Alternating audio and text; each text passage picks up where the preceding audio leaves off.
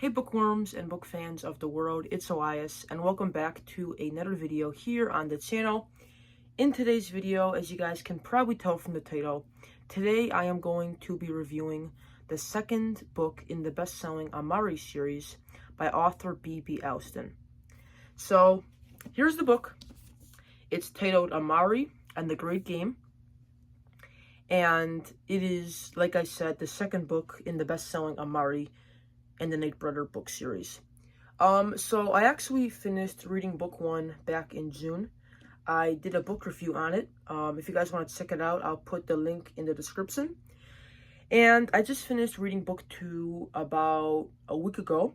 And I've kind of given myself some time to think about the book and kind of like build up some feelings I have around it. And I think I'm ready now to talk about it. Because it is a pretty big and heavy book. So, Amari and the Great Game follows the story of a young girl by the name of Amari Peters. Amari is 13 years old, and in book 1, we find out that she is a magician. In this story, Amari returns to the Burrow, which is kind of like this magical training academy in the middle of this other universe. Now, at the beginning of this story, something very bad happens. We find out that this time freeze occurs, which is basically when, out of nowhere, the time in this universe just stops abruptly. And Amari, sadly, is the one who is blamed for causing these time freezes because she is a magician. Now, if you don't know already, magicians are viewed as not really good people in this mythological world. In book 1, when Amari went to the crystal ceremony, as you guys can see from the cover, it turns out that Amari was chosen to be a magician, which caused some backlash. So in this story, Amari is heavily found guilty of this because of her being a magician, and magicians are not viewed upon as good. And in this story, basically Amari goes on this undercover case as she tries to find out the real suspect of this time freeze. But that is not all. In this story, Amari is introduced to the secretive League of Magicians, and this league offers Amari a spot to stand up for Magickind and be its new leader. And at first, Amari is thinking about joining because, she wants the sort of world that she's a good person, but on the other hand, she doesn't really trust this League of Magicians, so she declines the offer. And instead, this allows another magician to stand up who is actually behind the time freeze, and this character is no other than Dylan Van Helsing, this villain on the cover. Now, if you read book 1, you'll remember that Dylan is actually a very good friend of Amari's. But in this book, he is actually a traitor. He has joined the dark side. So, when Dylan decides to become the next leader of this League of Magicians, it sparks the start of the Great Game, which is basically a series of events that will decide who will become the Night Brothers' successor, as well as determine the future of Magickind.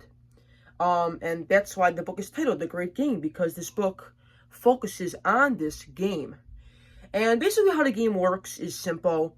Amari and Dylan compete in these different challenges, and every time you win a challenge, you will get a very magical artifact, ranging from a magical book to rings to even a crown.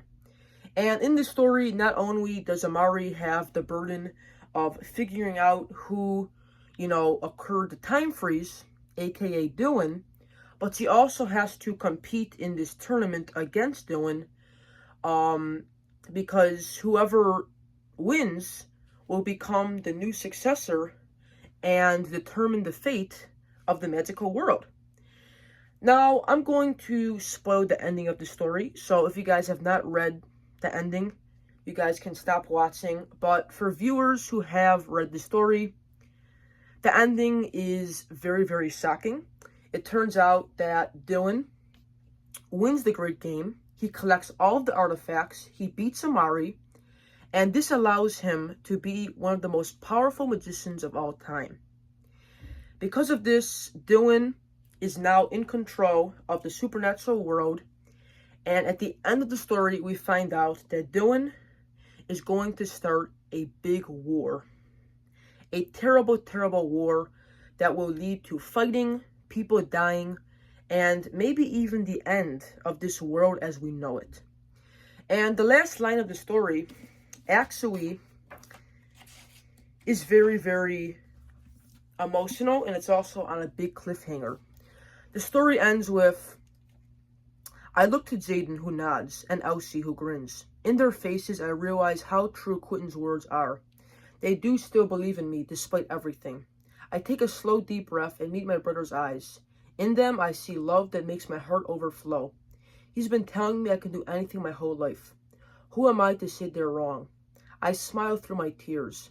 I say we fight.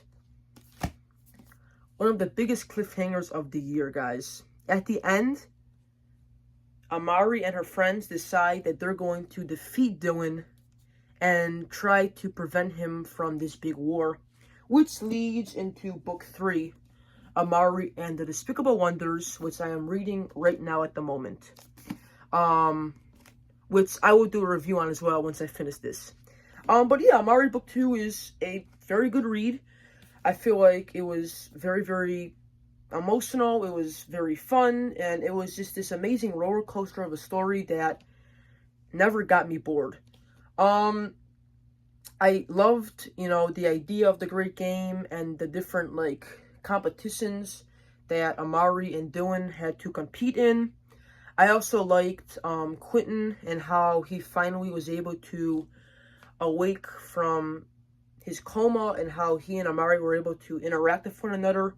Because in book 1, we didn't really get to see much of Quentin. He was in a lot of flashbacks, but he didn't really get to, engage with Amari. So in this book, it was so fun to have Quentin and Amari side by side with one another.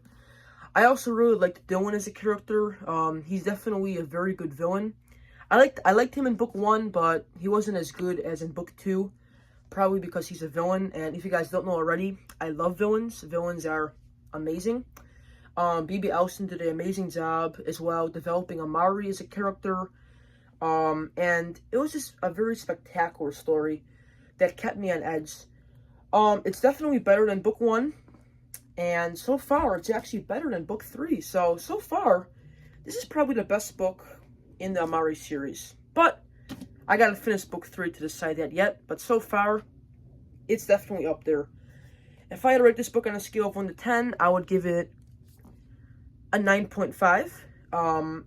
It was just out of this world, and I would recommend it to fans of Harry Potter or the Skander series, or really anyone who is looking for a good read. But yeah, guys, that's my book review on Amari and the Great Game. Thank you so much for watching, and I am going to finish book 3 and hopefully get my review posted in the next couple of weeks. But with that said, thanks for watching, and I'll see you on another video. Peace out.